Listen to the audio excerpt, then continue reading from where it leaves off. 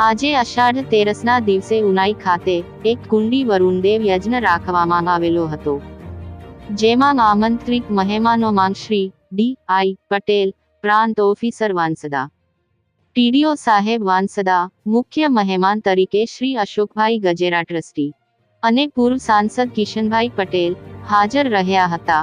આ કાર્યક્રમ પૂરો થયા બાદ 400મી વધુ ગંગા સ્વરૂપ બહેનોને છત્રી, સ્ટીલ ડીશ, પાણીની બોટલ, સાબુ જે બહેનોને દાન સ્વરૂપે આપવામાં આવ્યું હતું। ત્યાં આવેલ મહેમાનો દ્વારા શ્રી પ્રગટેશ્વર મહાદેવ મંદિર સેવા સમિતિ, આ છાવણી, સમસ્ત શિવ પરિવાર દ્વારા ભોજનની પણ વ્યવસ્થા કરવામાં આવી હતી। પ્રભુ દાદા દ્વારા માતાજીની ચૂંદડી ધજા ચડાવીને અને આરતી પણ કરવામાં આવી હતી। આમ લોકોએ મહાપ્રસાદનો લાભ લઈ પરમ પૂજ્ય દાદાશ્રીનો આભાર વ્યક્ત કર્યો હતો। પરમ પૂજ્ય ધર્મચાર્ય પ્રભુ દાદા અને રમાબાની કૃપાથી શ્રી એક કુંડી વરુણદેવ યજ્ઞ ઉનાઈ માતાજીના મંદિરે યોજાયો હતો। રિપોર્ટર ગણેશ, ઉનાઈ।